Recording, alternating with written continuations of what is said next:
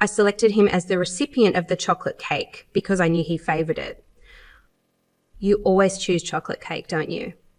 Mum warned, concerned about the caffeine content. Ignoring her advice, I swiftly exchanged my cake with Kevin's. Well, after a brief hesitation, I took a bite of the caffeine-laden treat while my mom continued to enjoy her own cake. And Kevin, proudly boasting about reserving this cake a month, in advance emphasised the delicious crushed nuts on top. Suddenly, his demeanour shifted as he began to choke. His face turned red and he struggled to breathe. Foam formed at his mouth and he shivered before collapsing to the floor. My name is Emma, a 36-year-old working at a food inspection company. I live with my husband, Kevin, who is 2 years older, and our 7-year-old daughter, Catherine. Our journey began at university, leading to marriage and the birth of Catherine, however her slow development worried us. Despite consulting numerous doctors, no issues were found. Catherine's lack of progress caused a rift between Kevin and her. His mother, Kay, also deemed Catherine as having a disability leading to her disapproval and avoidance. Only my father-in-law showed affection, considering Catherine unique and lovely. Before marriage, Kevin was kind, but his attitude changed with Catherine's challenges. His frequent bouts of anger, expressed through loud noises and table banging, stressed me to the point of health issues. Menstrual irregularities, eventually leading to menopause, prevented us from having more children. As Catherine entered school, her slow speech led to suggestions of a special needs class, an idea Kevin vehemently opposed. Despite my belief that it would be a better fit for her, I couldn't propose it due to Kevin and Kay's objections. Work offered solace from the home environment. When offered a full-time position, Kevin hesitated, insisting on my continued commitment to housework. Reluctantly, I agreed. However, Kevin's solution was to have his critical mother, Kay, take over household duties. After my father-in-law's sudden death, Kevin and Kay's behaviour at the funeral raised suspicions. Despite Catherine losing her only ally, Kevin spent more time at his parents' house.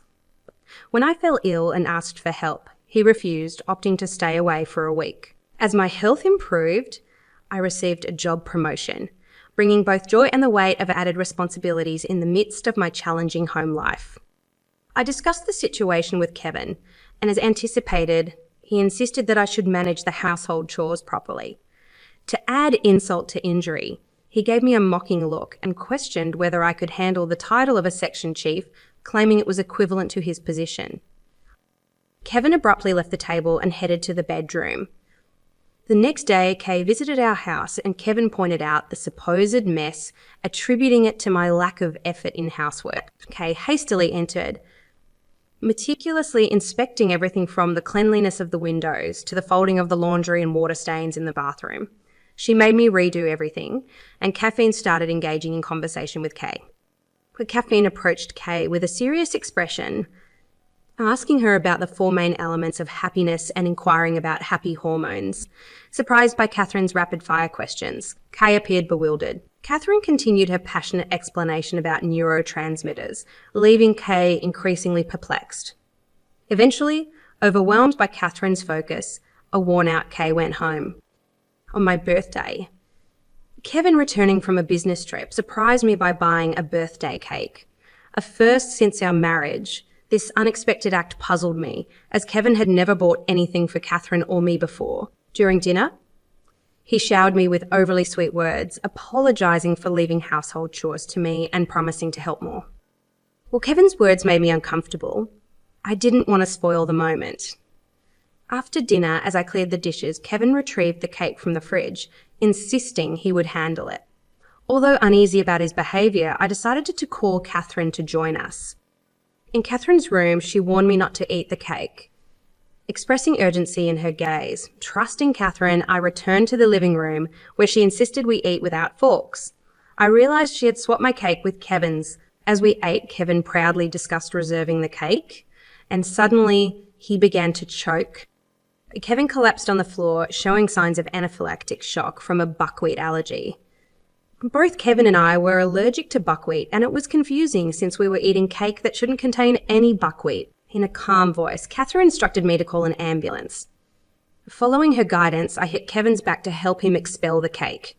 At the hospital, Kevin's life was saved, and I wondered how Catherine knew something life-threatening would happen. After completing the hospital admission procedures, I returned home. As soon as I arrived, Catherine showed me a candy wrapper she retrieved from the trash. It was a wrapper for cookies made with buckwheat flour, and Corinne explained that it was from the cake box Dad had bought. According to Seren, the seal on the box was half peeled off. And when she checked the kitchen trash, she found a kini wrapper she'd never seen before. Upon researching online, she discovered it contained buckwheat flour. She then reminded me of Catherine's warning mom. If you eat that, you'll die. The realization hit me hard. If not for Caffeine's swift action, I could have been the one eating that potentially harmful cake. The thought of being the one on the hospital bed sent chills down my spine. As fear and suspicion crept in, I considered involving the police. However, Caffeine's words made me reconsider. If Dad was the one who collapsed, informing the police might make me a prime suspect. A feeling of despair overcame me, and Caffeine assured me that she would handle it. She ventured into Kevin's study, defying his strict instructions, and began searching for evidence. To my surprise, Caffeine found a notebook in a drawer that detailed a shocking revelation. My father-in-law had been victimized in a similar manner. The notebook described the plan to mix crushed buckwheat flour cookies with sprinkles. Even more disturbingly, Kai was implicated in this terrifying scheme. They were conspiring together, and at the bottom of the page, it ominously read, "Next is Emma's birthday." My hands involuntarily tightened around the notebook, and Caffeine, noticing my anger, reassured me that everything would be okay. Catherine shook her head regretfully, explaining that the notebook might not be admissible as evidence. If Kevin and Kay claimed it was just fantasy, the case would likely be dismissed. The lack of concrete evidence made me feel helpless, and Caffeine, sensing my frustration, held my hand firmly, promising to find the evidence and protect me. Determined to seek justice, Catherine and I began preparing for the final showdown. Our plan was to lure Kay into our house under the pretense of learning how to cook Kevin's favourite dish. While Kay taught me in the kitchen, Caffeine discreetly searched her bag and found the buckwheat cookies. With one cookie in hand, we took it to my workplace for a composition test. Several days later, as Kevin was discharged from the hospital, I informed Kay that I was preparing a celebration for his recovery. I asked her to pick him up, and while waiting, Catherine and I prepared his favourite dishes, including the potentially tainted cookie. As Kevin and Kay returned, we welcomed them to the table, where the atmosphere quickly shifted. Kevin whispered something to Kay, and they both seemed puzzled. It appeared that our plan was beginning to unfold, and I steeled myself for the confrontation ahead. As she released the fried chicken she held with her chopsticks, she seemed oblivious to the fact that it slipped from her grasp. The tension in the room intensified as Kevin and Kay refrained from touching the food. Deliberately, I engaged Kevin in conversation, inquiring about the seasoning. "Oh, I guess I can't make it as good as your mother does," he mumbled, glancing down. I responded with my biggest smile, assuring him that the seasoning not only tasted good but also seemed to provide energy. Casually, I mentioned my father-in-law's recommendation of the seasoning, observing Kevin and Kay shivering as if they were cold. Catherine, undeterred, sprinkled the seasoning over their rice. In protest, Kevin swatted away Catherine's hand, expressing concern about adding something suspicious. Ignoring his objections, I continued smiling and serving the food. Catherine persisted, reaching for the seasoning, but Kevin, with a terrifying expression, shouted, "Enough! Why are you so scared?" "I just want you and your mum to live longer," I cheerfully retorted, flashing my brightest smile. The atmosphere grew tense as Catherine defied Kevin's warning and sprinkled the seasoning over their rice. The room was charged with Kevin's anger, as he shouted, "Stop putting something so suspicious into it." Unfazed, I continued with my smile, drawing attention to his past actions of sprinkling the same seasoning on my cake, leading to his hospitalization. With a triumphant gesture, I presented documents obtained from our company's inspector, linking the substance on the cake to the buckwheat cookies. Kevin and Kay exchanged glances, denying any knowledge of the situation. However, I placed a copy of Kevin's incriminating notebook on the table, revealing details of the ordered cookies and their sinister plan. Red and then blue in the face, Kevin and Kay struggled to explain away the evidence. Kevin's notebook held damning information, including details of their plot and attempts to mask the crime. Staring sternly at Kay, I connected the dots, questioning them about their involvement in my father-in-law's death. Kevin finally admitted to his vengeful act. revealing his resentment towards my father-in-law's interference. Shocked and angry, I listened as he confessed to mixing the buckwheat cookies into the seasoning, targeting my father-in-law due to his disapproval of Kevin's relationship with his mother. Fueled by anger and disbelief, I declared their actions as a crime and threatened to report them to the police.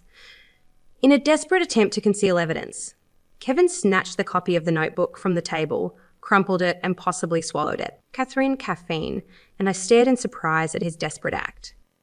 Caffeine calmly revealed that it was just a copy, and the original was safely stored elsewhere. She placed a voice recorder on the table, exposing their crimes from the beginning. As the evidence mounted against them, Kevin collapsed into his chair, realizing the gravity of their actions.